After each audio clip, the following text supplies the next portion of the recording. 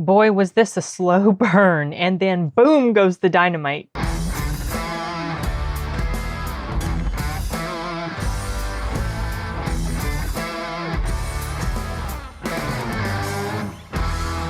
Okay, so I feel like one of the best ways to describe this new series on Netflix is slow burn, because that is precisely what it is.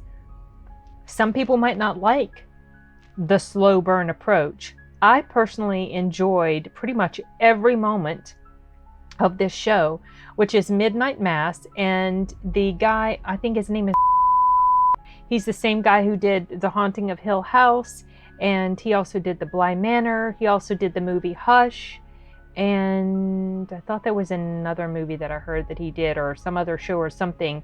So I didn't realize he had done Hush until after I started watching Midnight Mass, and I liked Hush. And actually the lady who played in Hush is the same woman who plays in here, and I think she also played in one of his haunting series shows on Netflix.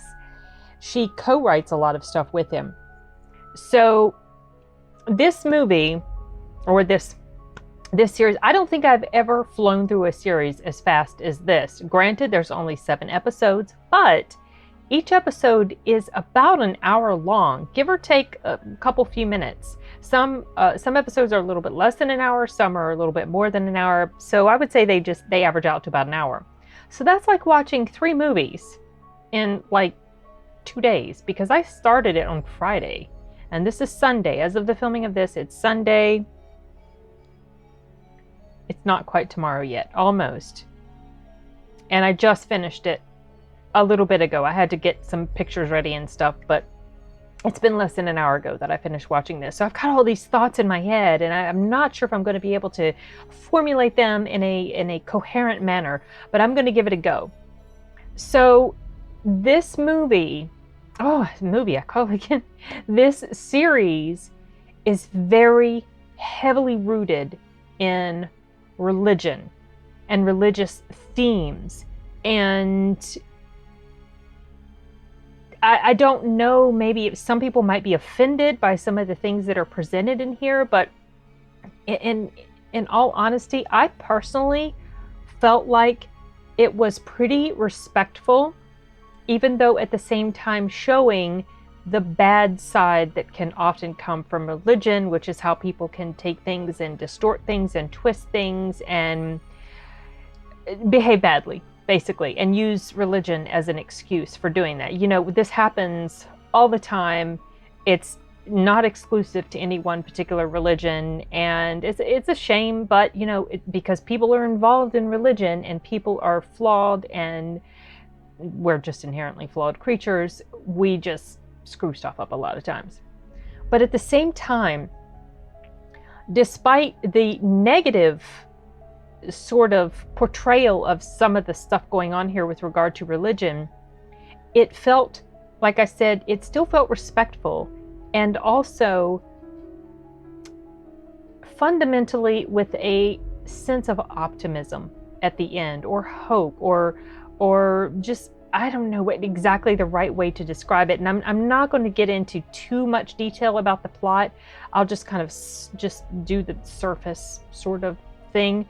But basically, that guy there, this fella here, it starts off, he has been involved in a drunk driving accident. He was driving drunk and he was in an accident and killed the other person.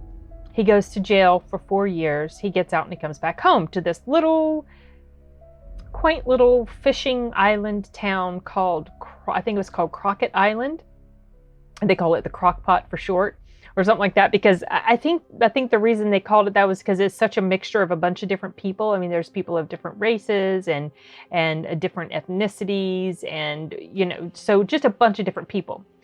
And I found that I thought that was done in a pretty interesting way, and it's such a tiny little place. I think they said the population was only a little bit more than 100 and something, like maybe 120 something or 130 something, and it's built off of fishing. So that's the livelihood of the island. And this pastor, or the guy that had been a pastor, you know what? I don't know if it's pastor or priest or whatever. It's a little Catholic church or parish or whatever. I might be wrong to call him pastor, but that's just kind of the word that keeps coming into my mind. I don't know. Whatever, pastor. The pastor that had been there, he had gone away on a trip. He was expected back. He doesn't come back. This younger guy here comes back instead. And their original pastor was an older guy, and he'd taken like a trip to Jerusalem or something. So this younger guy comes in his place. And little by little, these things start to happen. Like, there's a lot of character drama and character buildup happening throughout at least the first 2 to 3 episodes. I mean, you really get a good feel for this town. It starts off with a very sort of overcast type look, gray days, and I was thinking, oh man, it's going to be one of those types of things. It's going to be pretty depressing. But honestly, the little island, the place, the little houses, and they're all beaten down because of the weather and everything. You know, the salt and the salt in the air and how it can mess with houses and stuff like that. It was such a cozy little place. I found myself looking forward to each new episode just so I could sort of feel like I was right there in this cute little town, this small town with this little sheriff that has a little, his office is in the back of the like the what do they call those? Like those little general stores or whatever. No crime, and it's like, why is there even a sheriff on this place? But I mean, the characters in here were interesting, and they were very religious. A lot of them, not all of them. So there were a handful of characters that were more regular about their attendance at church and very steadfast in their faith, but not everybody on the island was like that. And so you spend the first 2 to 3 episodes really digging deep into the characters and getting to know their personalities. You know right off the bat who you absolutely do not like, and you dislike this person the entire way through. I mean, I personally did. She was, well, okay, so I told you the gender, but it's just from the beginning, it starts off, you know it. So I'm not giving you a big spoiler. It's like from the moment you see her, she's just awful. It's just awful. So she's like one of the main antagonists in the series. But at the same time, I still feel like she was quite well done, because even though you really can't stand her, she was so well written, you could understand kind of her personality and the dialogue that she had. It was done in such a smooth way. Like, just the dialogue in this whole thing was done in a very smooth way. Like, certain interactions between the characters, especially when there's a time where there's sort of a clash between one of the characters and the sheriff, who happens to be a Muslim. He and his son are the only non-Christians on the island. And so you can imagine there might be this bit of friction, and it pops up a little bit, but it's nothing that's like really obnoxious and ridiculous and insane. And there's this little conflict that happens between the sheriff and one of the other people. And you're like, oh, wow, this could get really kind of just over the top and ridiculous. And yet at the same time, the way the dialogue was done, it was like you could see the points that each person was making, and you kind of felt like, yeah, well, that's, you know, I might disagree with the delivery and this person's attitude, but I get the argument that they're making. And then at the same time, the sheriff guy, you know, you're like, well, like, let's say, even if you're not a Muslim, you can still get what he's saying too. So it was just, I thought it was just very tasteful.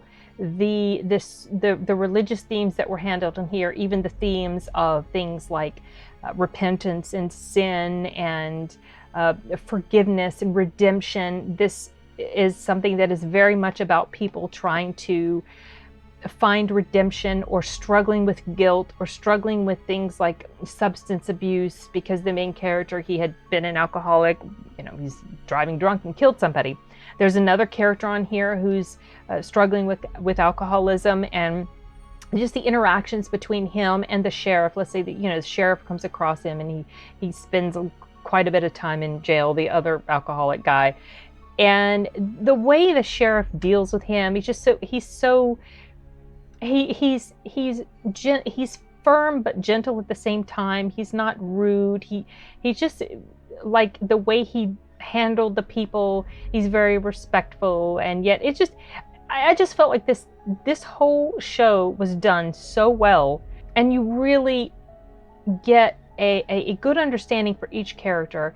I feel like every character was fleshed out very, very well.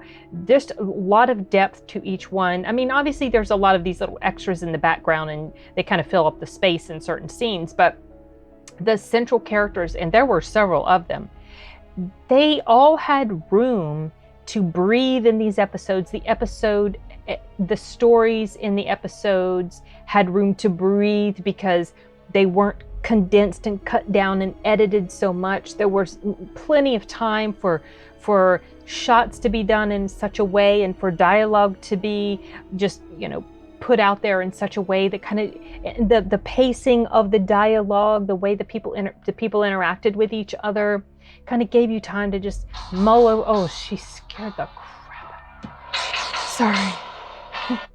It gave you time to just mull over what was being said, the themes that were being touched on, and just an appreciation for the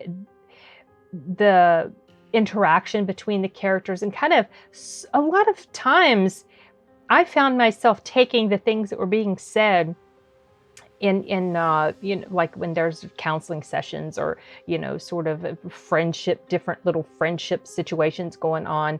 I found myself taking what was being said and kind of trying to apply it to my own self, and just kind of taking heart to what's being said and expressed. And it just I don't know, it just kind of gave me an appreciation for the struggles that people go through, and the importance of trying to understand that a little bit more. And even though people have these flaws, at the same time they've got these other parts about them that make them good and decent. And I just had so much appreciation. I mean, this thing could have gone on for several more episodes without anything horrific or scary or horror related happening, and I still would have liked spending time with these people.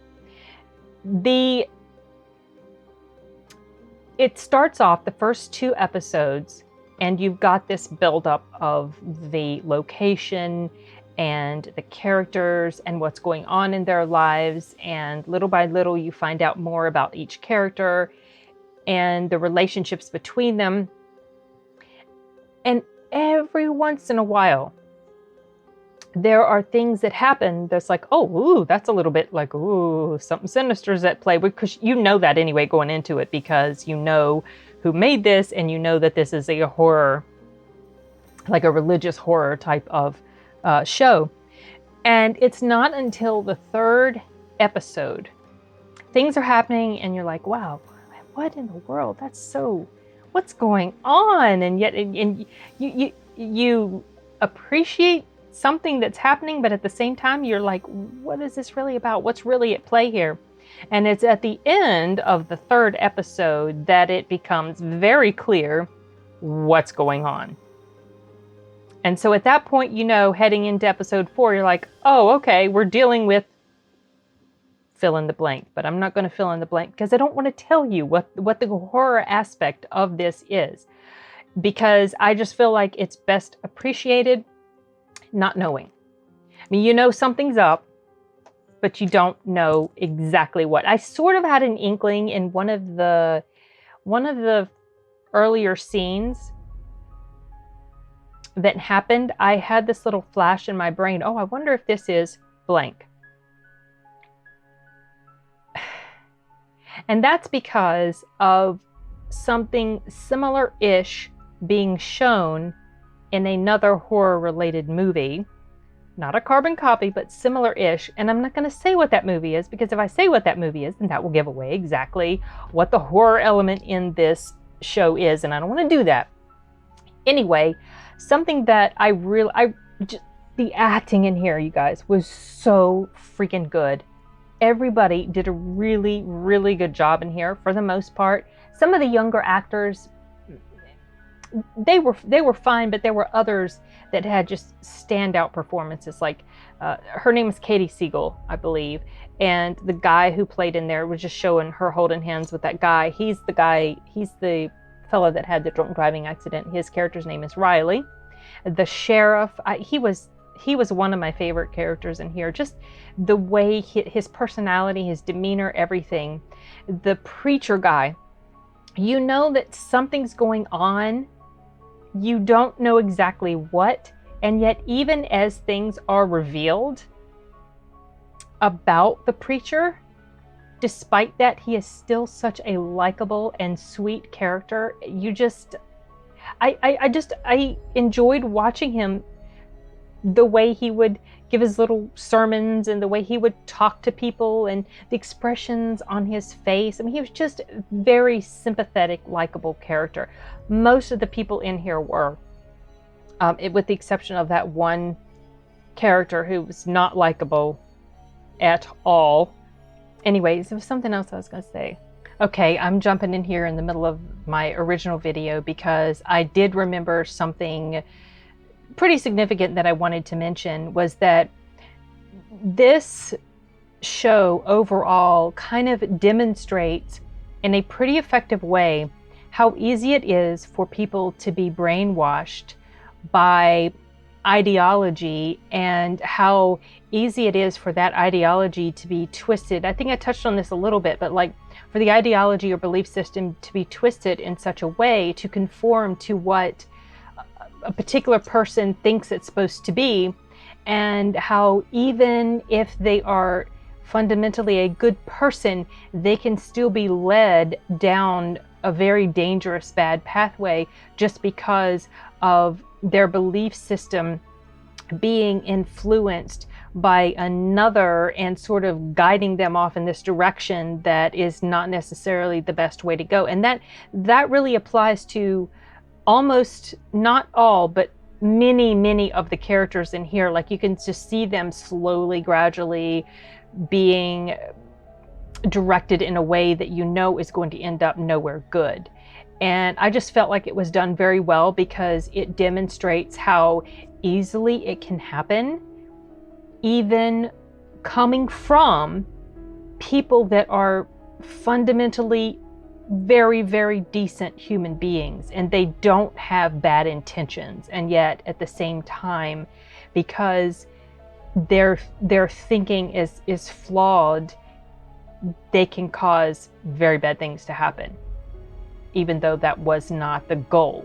So I just felt like that was something that was demonstrated very effectively. It was quite chilling to see it happen, even though at the time it's going on and it sounds good the way things are argued and presented, but then you can see through the progression of events that this is leading people to a place that's not going to be a good place to go, in other words. So like I said, being vague, but I thought that was done just magnificently. It wasn't like, nothing was like super over the top and ridiculous as far as, when you see characters that are brainwashing people and you got these mindless people and, and sitting in the pews and they're like nodding like little bobbleheads. And it wasn't, there are some scenes where people are nodding, but it's not like this crazy fervor that's going on with them, or this insane sort of, I can't think of the word,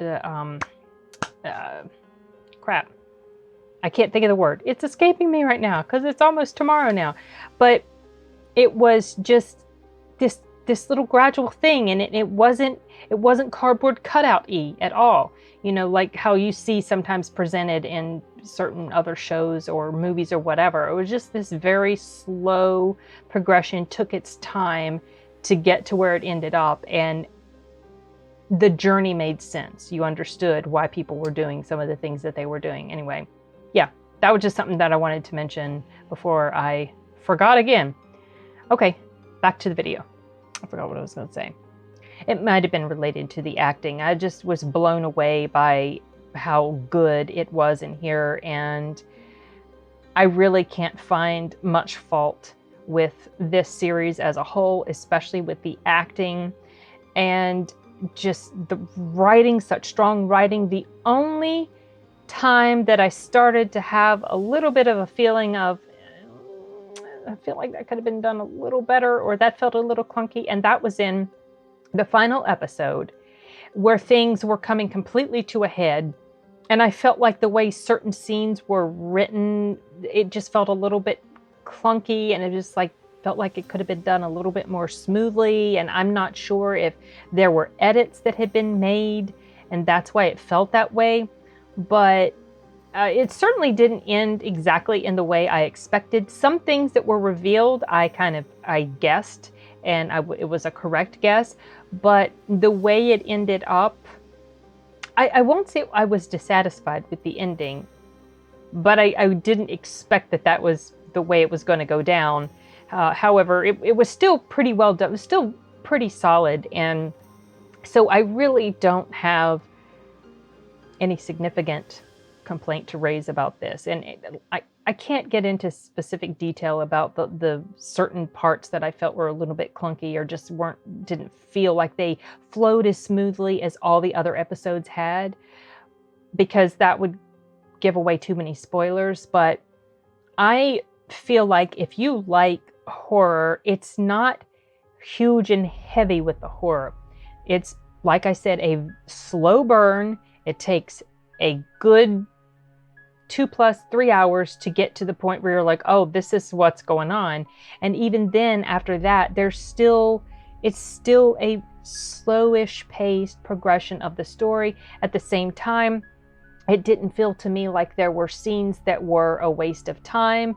It felt like every scene served a purpose. Even some of the more drawn out, like camera shots or whatever, it didn't feel like it was too long. It didn't feel like it was too short.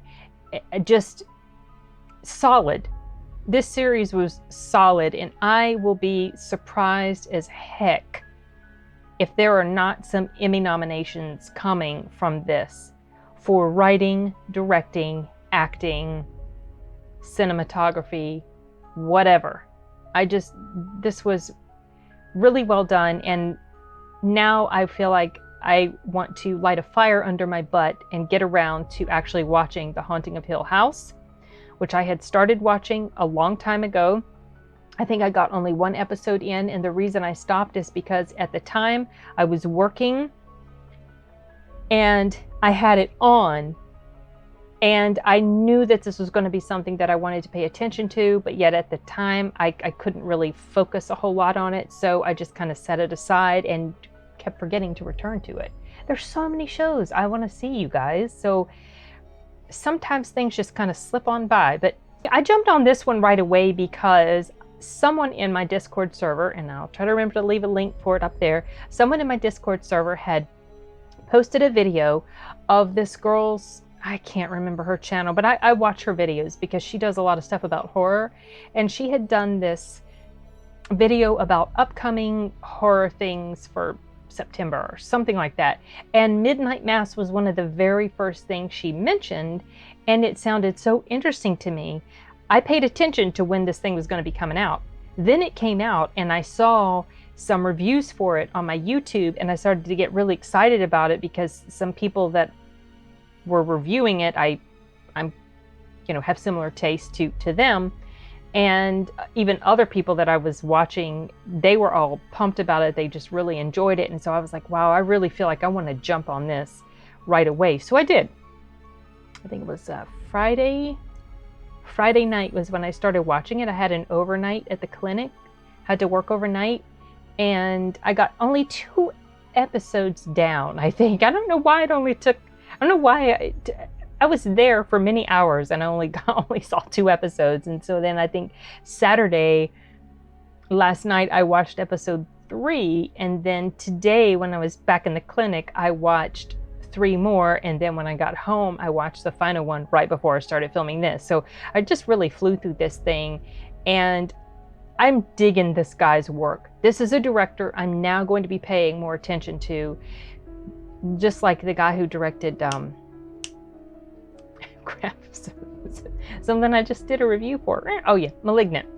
He's one of those directors now that's starting to cement himself in my brain, and I want to consume everything he's done, because I have a feeling I'm probably going to like most of what he's done. This was super impressive, you guys. I can't sing enough praises about this series. I'm sure there's probably going to be some people that aren't so crazy about it. There might be some people that don't like the slower pace of it. They want to jump in. They want it to be this big actiony stuff, and it's just not. So if you go in there prepared for that, prepared to be spending quite a bit of time with these characters, getting to know them before things start to get really hot and heavy as far as the stuff that's happening. I don't know. I hope you appreciate it and enjoy it as much as I did. I really did love every moment of this, for the most part, except those little tiny things at the end. But that was so minor. I think also maybe part of it is that I didn't want it to end. And so I had all this expectation for how the last episode was supposed to go. And because things were written in such a way that I wasn't expecting, not all the writing in here is completely predictable. I'll tell you that much right now. Some of it is, a lot of it is not. Oh, I know there was something else I was going to say. And that was another thing that, this is a little bit of a negative-ish, but not really, not enough to significantly mess anything up. But there was something that I noticed with 2 of the characters.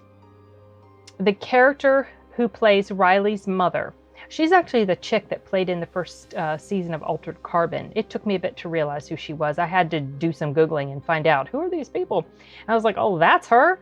So she plays Riley's mother. She did a really good job, and her acting, she was so sweet. She's like one of those sweet mother types, and you could tell kind of Riley, the son, would be, because she's like so loving, and she's wanting him to come to church, and she's, talking about God and all of this, but it almost bordered on overbearingness, but not really, because she wasn't so overbearing. It's like you could tell it was coming from a sense of love and concern, whereas with his father, who I didn't realize until like episode 6 or something, that it's actually the kid from E.T. I did not know. I think I spent like 4 or 5 episodes with this show not knowing that was Henry Thomas. I was like, what the heck? But it was something that I noticed about the mother, Riley's mother, and then something that I noticed about another character's mother. And I was like, boy, her character, no, not her mother, the girl with the short dark hair, her mother. I was like, boy, that's not the best makeup job for showing an old person. I mean, it's just like, they did a decent enough job playing an older person. One was quite old. There's the mother of Riley right there. One of the characters was quite old. She was having dementia and everything. And then the other character was, I don't know, like middle-aged plus, let's say. I don't remember how old Riley's character is supposed to be. Maybe in his mid to late 20s, early 30s. So I noticed that about the makeup. That I was like, oh, that's not the best old age makeup. And I was like, well, why? Why did they get these actors to play these characters, these older characters? And then it became clear as things went on. I was like, oh, okay. So that's just one thing that stood out to me. That, and but it's like nothing when you take everything into account. I just love the environment of this place. I would like to live in this little place. It was so cool. And some of the views and the houses, well, they were all weather beaten. They were so cute inside. I just really enjoyed it. It's more creepy than horrifying or scary. Some scenes that happened were disturbing, but not, it's like a different type of horror. It's almost like a psychological sort of horror and creep factor, disturbing stuff, but not like to me, it wasn't like Michael Myers horror. It wasn't like that. Anyway, like I said, trying to be vague. I think I'll go ahead and wrap this up because I'm debating whether or not I should put this up for tomorrow or later. I have another video that I've already filmed, but I believe this is probably more timely or relevant to right now what's going on. So I might edit this one to go up on Monday. Yep. So, okay. Well, if you've seen this show, let me know, what did you think about it? If you are religious, were you offended by some of the stuff that was shown in here? I personally was not, but you know, everybody's different. So I'm just curious to find out what you guys think. And yeah, nothing else is coming to me. If I forget something, I'll probably just put it up in text and video or something like that. Okay, you guys, wrapping it up. Later.